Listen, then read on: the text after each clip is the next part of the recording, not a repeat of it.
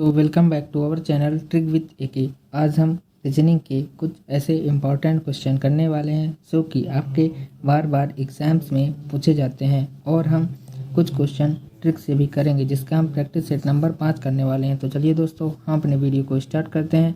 यदि आपको वीडियो अच्छी लगे तो वीडियो को लाइक करें। यदि आप चैनल पर नए हो तो चैनल को सब्सक्राइब करें और बेल आइकन जरूर प्रेस करें। आज का हमारा पहला क्वेश्चन है, दी गई श्रृंखला में प्रश्नवाचक चिन्ह के स्थान पर क्या होगा। यहाँ पर हमें 3 आकृतियाँ दी गई हुई हैं। यहाँ पर क्वेश्चन मार्क है, तो इस क्वेश्चन मार्क की जगह क्या भरा जाएगा। यहाँ पर 6 और 8 है, तो 6 और 8 का हम मल्टीप्लाई करेंगे तो 8 से 48 होगा। इसके बाद 8 और 6 को हम यहाँ पर प्लस कर देंगे तो यहाँ पर 14 होगा, और इसमें हम माइनस कर देंगे तो हमें 34 प्राप्त होगा। ठीक इसी प्रकार से हम सेकंड वाले को भी सॉल्व करेंगे। जैसे कि यहाँ पर हमें दिया गया है कि 9 छंग 54, यहाँ पर 9 और 6 का गुणा 54 होगा, और 9 और 6 को हम जोड़ देंगे तो 15 होगा, और 54 में हम 15 को घटा देंगे तो यहाँ पर हमें 39 प्राप्त होगा, जो कि ऊपर दिया गया है। इसी प्रकार से हम इस क्वेश्चन को भी सॉल्व करेंगे। यहाँ पर जैसे कि यहाँ पर हमें 7 और 5 दिया गया है, तो हम 7 और 5 की मल्टीप्लाई करेंगे तो 7 पन्ना 35 होगा, और इसमें से हम 7 और 5 12 को माइनस कर देंगे तो 5 में 2 आया तो 3 होगा, और 3 में 1 गया तो 2 होगा। यहाँ पर हमारा 23 बिल्कुल करेक्ट आंसर होगा। इसके बाद हमारा नेक्स्ट क्वेश्चन होगा, उस संख्या का चयन करें जो निम्नलिखित श्रेणी में प्रश्नवाचक चिन्ह के स्थान पर हो। यहाँ पर 1000 है, 1000 का आधा 500 है, 500 का आधा 250 है, 250 का आधा 125 है। ठीक उसी प्रकार 125 का आधा हम करेंगे तो 62.5 प्राप्त होगा, जो कि हमारा ऑप्शन नंबर डी बिल्कुल सटीक उत्तर होगा। इसके बाद नेक्स्ट क्वेश्चन है, डी के विपरीत फलक पर क्या होगा।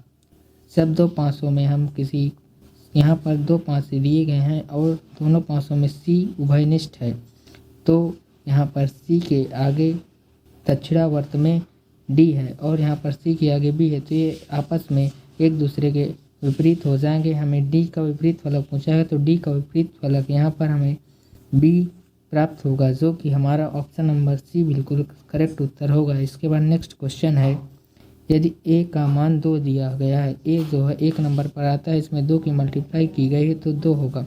ठीक उसी तरह ओ को 30 लिखा गया है, ओ 15 नंबर पर आता है, इसकी 2 किसी मल्टीप्लाई करेंगे तो 30 होगा। उसी प्रकार से यहाँ पर x जो होता है वो 24 नंबर पर आता है, यहीं पर 2 की मल्टीप्लाई की गई है तो 48 होगा। ठीक उसी प्रकार से हम यहाँ पर एस जो होता है 19 पर आता है, इसकी हम 2 से मल्टीप्लाई करेंगे तो यहाँ पर 38 प्राप्त होगा। ए 1 पर आता है तो इसमें हम 2 की मल्टीप्लाई करेंगे तो 2 होगा। इसके बाद डब्ल्यू जो होता है वो 23 पर आता है, इसकी हम 2 से मल्टीप्लाई करेंगे तो 46 होगा, और हम इन तीनों को ऐड कर देंगे तो 8 2 10 6 16 की 6 हासिल आएगा आपका 1 3 और 4 3 7 और 1 8 86। यहाँ पर हमारा करेक्ट आंसर होगा, जो कि ऑप्शन डी हमारा यहाँ पर करेक्ट आंसर है। इसके बाद नेक्स्ट क्वेश्चन है, यदि परसों शुक्रवार था तो आगामी परसों के बाद तीसरा दिन क्या होगा। ऐसे क्वेश्चनों को सॉल्व करने के लिए ट्रिक होती है। यदि परसों हो तो हम 2 लिखते हैं, और यदि कल हो तो हम 1 लिखते हैं। यहाँ पर परसों दिया गया है तो हमें पहले 2 लिखेंगे, और आगामी परसों लिखा गया है तो फिर से 2 लिखेंगे, और उसके बाद का तीसरा दिन लिखा गया है तो हम 3 लिखेंगे, और तीनों को हम ऐड कर देंगे तो 3 2 5 2 7 होगा। 7 दिनों बाद वही डे आता है, तो यहाँ पर हमारा शुक्रवार बिल्कुल करेक्ट आंसर होगा। इसके बाद हमारा नेक्स्ट क्वेश्चन है, उस आकृति का चयन करें जो निम्नलिखित श्रेणियों के बीच संबंध को सर्वोत्तम ढंग से निरूपित करती हो। यहाँ पर हमें गेहूँ, अनाज, प्याज और मक्का दिया गया है। अनाज के अंदर आपका गेहूँ, यहाँ पर हमें अनाज के अंदर आपका गेहूं और मक्का आ जाएगा, और प्याज यहाँ पर डिफरेंट हो जाएगा, और यहाँ पर हमारा ऑप्शन भी हमारा करेक्ट आंसर हो जाएगा। इसके बाद नेक्स्ट क्वेश्चन है, यदि 20 + 1 + 24 + 9 को टैक्सी लिखा गया है, तो 20 जो होता है वो 20 नंबर पर टी आता है, 1 नंबर पर ए आता है, 24 नंबर पर एक्स आता है, और 9 नंबर पर आई आता है। ठीक उसी प्रकार 2 नंबर पर यहाँ पर बी आता है, यहाँ पर 2 नंबर पर बी आता है, 21 नंबर पर यू आता है, और 19 नंबर पर यस आता है, तो यहाँ पर बस हो जाएगा। ठीक इसी प्रकार से यहाँ पर हमें 20 नंबर पर टी आएगा, 18 नंबर पर यहाँ पर आर आएगा, इसके बाद 1 नंबर पर ए आएगा, और 9 नंबर पर आई आएगा, और 14 नंबर पर एन आएगा। ट्रेन लिखा गया है जो कि हमारा ऑप्शन नंबर बी यहाँ पर हमारा करेक्ट आंसर होगा। इसके बाद नेक्स्ट क्वेश्चन है, किसी सांकेतिक भाषा में टॉल को 12 लिखा गया है तो SLAE को किस प्रकार से लिखा जाएगा। यहाँ पर टी जो होता है वो 20 नंबर पर आता है, ए जो होता है 1 नंबर पर, फिर से ए है तो ये फिर से 1 नंबर, और एल जो होता है वो 12 नंबर पर आता है। इसके बाद हम इन चारों को ऐड कर देंगे तो 20, 21, 22, 22, 12, 34, 34 के हम दोनों अंकों को आपस में मल्टीप्लाई कर देंगे तो 4 तियाँ 12 होगा, जो कि यहाँ पर हमें दिखाया गया है।